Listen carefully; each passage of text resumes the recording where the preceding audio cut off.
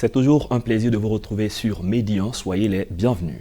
Aujourd'hui, plus qu'hier, à n'en point douter, les réseaux sociaux ont de plus en plus une grande influence. Les médias numériques, eux, sont souvent mis en cause dans la manipulation et la diffusion des informations sans un traitement préalable, source de désinformation, d'intoxication et de conflits intercommunautaires. La plateforme de la presse numérique de Côte d'Ivoire entend professionnaliser et promouvoir le secteur. Cette plateforme organise la première édition du Salon et des Awards de la presse numérique. On en parle avec Joël Nianzou, président de cette plateforme. Bienvenue, Joël Nianzou. Merci pour la lucane. Alors nous allons commencer tout de suite par l'environnement de la presse numérique en Côte d'Ivoire. Quelles sont les réalités auxquelles sont confrontés ce secteur ? Mais il faut d'abord saluer le dynamisme. Quand on voit l'histoire de la presse numérique en Côte d'Ivoire, on sent une véritable évolution à la fois dans le type de personnes qui utilisent justement ce support, mais aussi dans la typologie des différents supports qui existent. Donc il y a vraiment une nette évolution. C'est un secteur qui est dynamique, mais qui reste vraiment fragile. D'accord, secteur dynamique, fragile. Vous êtes responsable d'une plateforme qui promeut donc ce secteur d'activité. Quelles sont entre autres les grandes initiatives que vous avez eues ces dernières années ? Vous savez, avec l'avènement de la plateforme de la presse numérique de Côte d'Ivoire, les choses ont carrément changé. Justement, le paysage de la presse numérique a vraiment bougé. Vous savez, on a réussi à signer une convention avec la Chambre, ce qui est historique d'ailleurs, la Côte d'Ivoire a signé une convention avec la Chambre consulaire, la Chambre de commerce et d'industrie de Côte d'Ivoire, qui est une première dans le pays. On a réussi à signer une convention avec le Sénat pour dire que nous mettons au service justement à la promotion de notre pays via les différentes institutions, mais à travers un travail vraiment bien fourni. Donc pour nous, à part ça, on a mis des actions terrain, notamment avec l'avènement de la pandémie à coronavirus, avec une campagne de sensibilisation qui est au-delà des frontières de la Côte d'Ivoire, qui a été repris aux États-Unis, repris au Pakistan, repris en France et dans d'autres pays. Et ça nous prouve que ça lui est. Nous avons eu aussi à voir la première rencontre en Afrique, en tout cas, des femmes du secteur de la presse numérique de Côte d'Ivoire. Et elles sont rencontrées, elles ont parlé ensemble à travers un panel de haut niveau. Elles ont débattu pendant quelques heures, échangé, trouvé des solutions justement au développement du secteur. Et ça, c'est une première aussi. D'accord. Pour nos téléspectateurs qui nous suivent certainement, quand on parle de presse numérique, ils connaissent la presse classique, certainement ils connaissent la presse numérique, mais quelle est la distinction ? Ils font quoi les professionnels de la presse numérique ?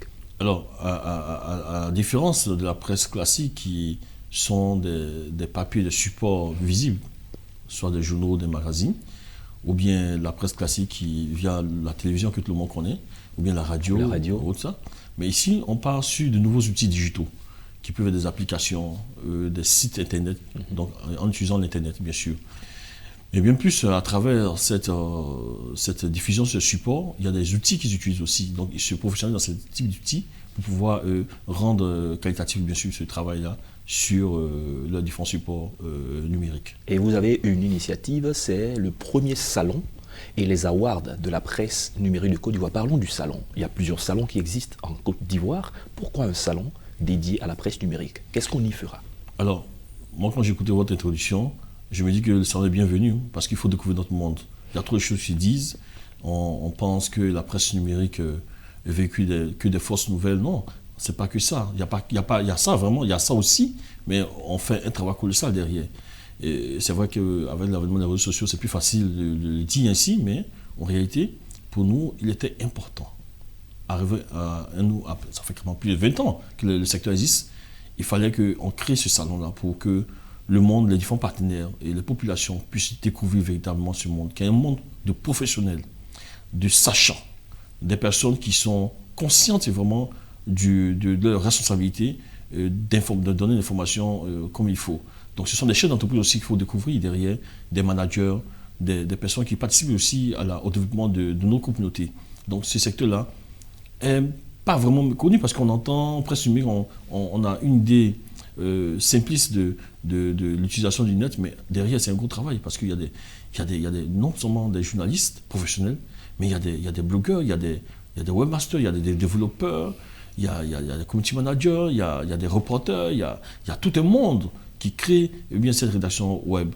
Donc derrière, il y a aussi des spécialistes digital, certes, mais il y a ceux qui pensent le volet commercial, comment rentabiliser derrière. Donc c'est tout un monde, c'est vraiment un monde de professionnels. D'accord, vous parlez tout à l'heure de désinformation, qui sont des mauvaises informations ou des fausses informations publiées en ligne. La question c'est de savoir qui publie de fausses informations et dans quel but? Alors, c'est beaucoup ancré aussi ce salon pour nous aider nous-mêmes à professionnaliser le secteur, mais surtout à montrer aux yeux du monde que ce secteur-là est d'abord conduit par des professionnels.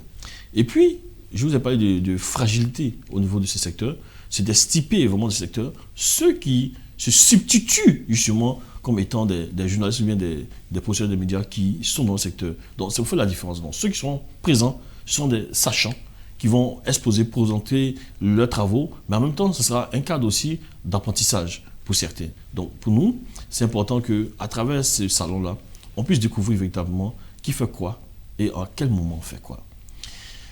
Dans la gestion, dans la diffusion de l'information, c'est toute une méthodologie qu'il faut respecter. Et nous, au niveau de la presse numérique, nous faisons, en tout cas dans la plateforme de la presse numérique, nous faisons vraiment cette police derrière pour que chacun puisse respecter justement ces principes-là au niveau journalistique. D'accord, nous sommes dans la période toujours de Covid-19. En Côte d'Ivoire, les premiers cas ont été détectés en avril.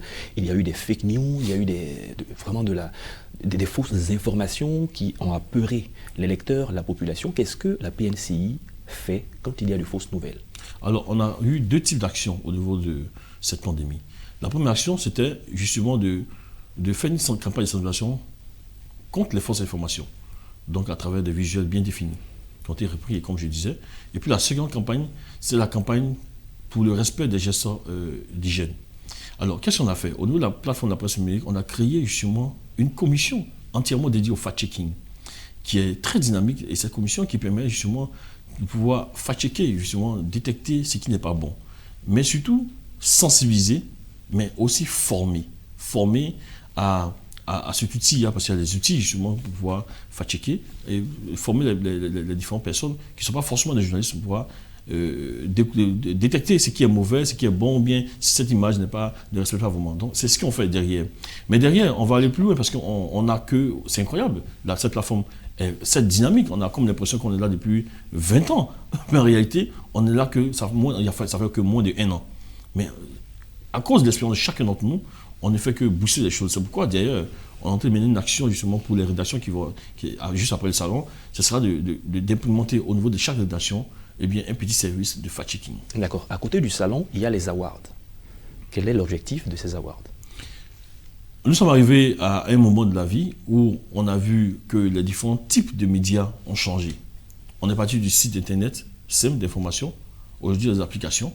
On est passé par des médias communautaires participatifs, on est passé par des web TV, web radio. Alors, des personnes derrière font un travail colossal, vraiment, comme on dit, formidable. Donc, il faudrait arriver au moment de les récompenser. Justement, il faut les encourager, justement, à... C'est pourquoi, au niveau des awards, on a deux types d'actions réelles en termes de critères. Le critère qui touche, en tout cas, les entreprises de presse est clair. Ce sont les entreprises légalement constituées sur la base des listes croisées, bien sûr, de l'ANP et de l'AACA, bien sûr. Et cette liste définitive-là, qui est prise en compte par l'État, c'est sur ces critères-là, sur cette base de cette liste-là qu'on va sortir la meilleure entreprise de presse numérique Côte d'Ivoire. De deux, la deuxième phase, c'est les prix des supports. Et ces supports peuvent être adossés à des structures, des entreprises qui ne sont pas légalement constituées, mais qui font un travail formidable. Il faut les encourager justement à se formaliser. C'est pourquoi nous menons notre combat à travers notre vision. On a 3 axes au niveau de notre vision: fédérer, former et formaliser. Donc pour nous, en menant ce type d'action, en récompensant ces supports-là, ces supports justement vont obligatoirement aller vraiment vers le bon chemin de formalisation. Donc pour nous, c'est un peu ça, à ce niveau-là.